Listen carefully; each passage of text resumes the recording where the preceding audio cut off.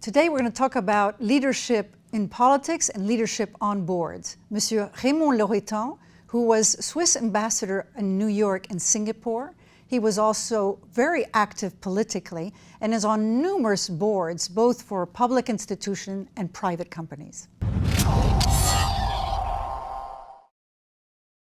Welcome, Monsieur Raymond Loretan. Tell us, if you were to describe yourself in 2 minutes or less, what would you say? Well, basically, I'm a diplomat by training, who went out of his comfort zone into politics, into economy, and today I would say I have an holistic approach of life. You've been on numerous boards as a member of the board and as president. What are some of the competencies you need as member of the board and as president of the board? As member of the board, you need to be independent, to have your own opinion, to be able to listen, to be able to defend your point, even if you feel that the majority is against you, and to keep in mind that you're representing not only majority shareholders, but sometimes small minority shareholders. As president of the board, you must be able even to listen more, to offer a platform of expression to all board members, to be able to summarize and to decide. In other words, to lead. Summarize, decide, make sure everyone contributes, and represent even the minorities. Yes, not only contributes, but to take into consideration the opinion of other people. Because a board is the composition of different competencies, and the point of view, the different point of view with the different experiences are very important. And you have to keep, a board is a team, is a composition of different point of views with different experiences. And I think there is, for each board member, if you choose this well, there is an added value. But as a board chairman, you also have to keep this balance between the interest of the shareholders through the board members and of the long-term vision of the company, including the opinion of the senior management, which is sometimes not the same than some short-term interest of shareholders, for example. So sometimes you're a mediator and a negotiator between two parties? Yes, you're a facilitator, you're a negotiator, but then you have to decide. You have really to lead the way, to show and to come down to a decision. So who or what influenced you most in your career? Well, in every step of my career, I tried to take an influence, sometimes as a president or as a leader, sometimes behind the scene. And you have to see in this world what is happening behind the scene is sometimes as important as what you can see in the medias.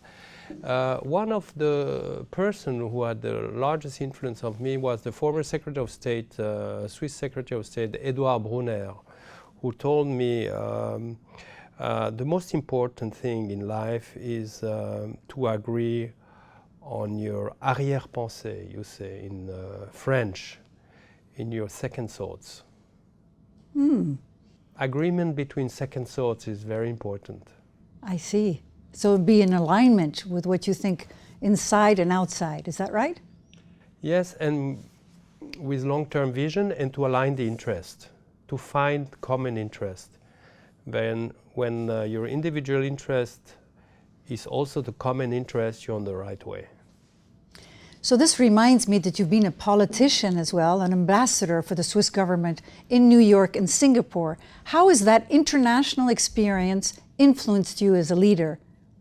Well, the international experience is very important in the sense that it gives you a global view of life, of business.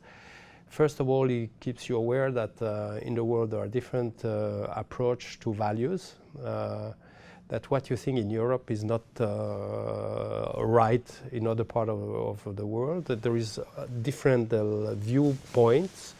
And secondly, it gives you also the ability to take and to negotiate with people with other mentalities, and which is, I think, very important, and to try to find a common ground and a common interest with people coming from different backgrounds.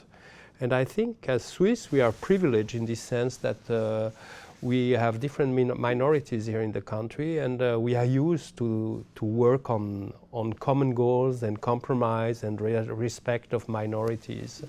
And it works the same in the world.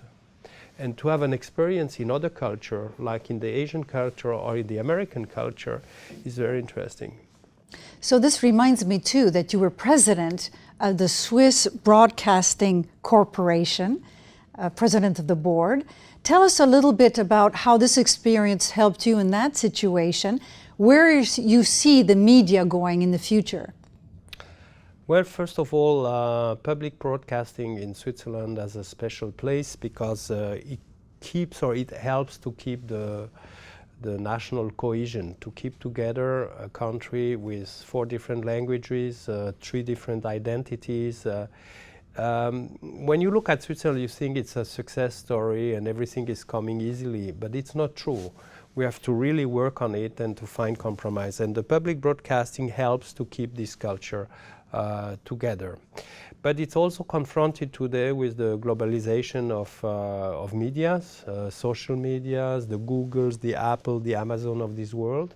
So you really have to transform your broadcasting, your classic broadcasting, in a numeric society, which is not society, company, which is collaborating with other private actors in the broadcasting field in Switzerland, for example, with the private radio and TV, but also with the publishers.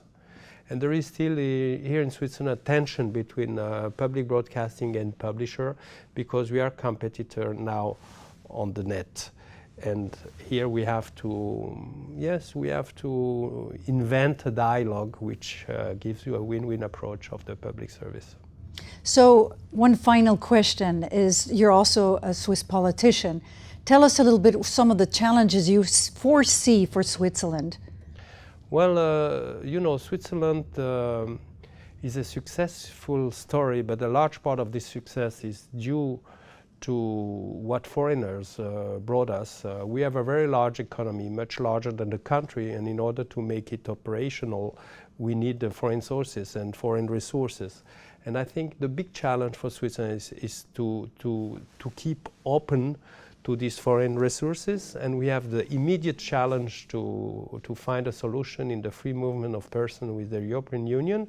This has to come to a solution within the next month, and I really hope, and we have to work on it, that Switzerland will be able to find a satisfactory solution to this big challenge. One last tip for the bright young leaders. Well, start to be leader of yourself. You have to know what you want, have the courage to take risk and to go out of your comfort zone. Thank you very much, Monsieur Raymond Loretan. Thank you. Thank you.